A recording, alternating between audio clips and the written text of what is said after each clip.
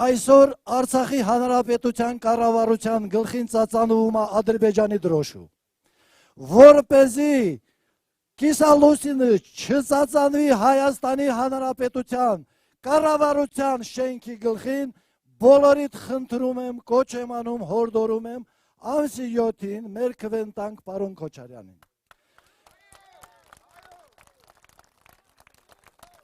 Պարոն Քոչարյանը ունի կազմակերպված խելացի ընտանիք, 50 եւ ավելի տարիներ աշխատել է պատասխանատու գործի, կարող է ինքը ինձ չի ճանաչում, ես մոտիկից իրեն շատ լավ ճանաչում եմ, տղերքին ճանաչում եմ, որ գյուղի անունը ասել եմ, երևի պարոն Քոչարյանը արդեն գիտի, ինչի համար եմ ասում, ինձ հարցնում են, ասում են, ինչու ես այստեղ, ասում եմ, ես այստեղ եմ, որպեսզի մեր ազգային ժողովի նախագահան չասի տժժում եմ, մեր եղբայրները գերության մեջ, մեր հայկական հանրապետությունը հանձնած, հանրապետության մի մասը հանձնած, հարցնում են տրամադրություն, ասում եմ, ես տժժում եմ, 9 ամիս բլոկադայի մեջ սոված ծարավ մնացած, մազապուրց հասած Հայաստան, մայր Հայաստան, մարդուն,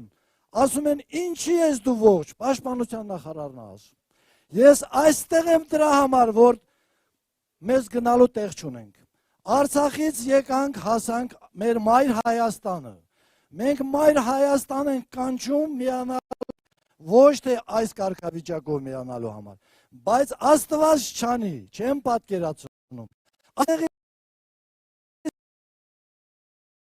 եւ նոմուշները դա ցույց տալիս։ Կրկնում եմ, ինձ տրամադրել եմ վատ բան չասեմ, այնքան ասելիքներ ունեմ, որ գիշեր ցերեկ ամիսներով խոսեմ, չի հերեքի, չեմ ուզում ձեզ ձանձրացնեմ, սուղ ժամանակը խլեմ, ուղղակի իմ խնդրանքս։ Ինչքան բարեկամներ ունեք, ինչքան հարազատներ ունեք, բոլորին բացատրեք, հիմա մեր ամեն մի խոսքը Ալիևը ընդեղից ամես հետապնդում, ստեղ են հետապնդում, վախենում եմ մարդ, իր մտքինը արտահայտի, բայց ինձ կորցնելու բան չունեմ էլ, գերեզմանոցուս կորցրել եմ, տունուս կորցրել եմ, ամեն ինչ կորցրել եմ։ Խնդրում եմ ձեզ ժողովուրդ, ձեր հարազատներով միացեք ամսի 7-ին, համար 17-ին քվեարկենք, տեսնանք ինչա դառնում մեր վերջը։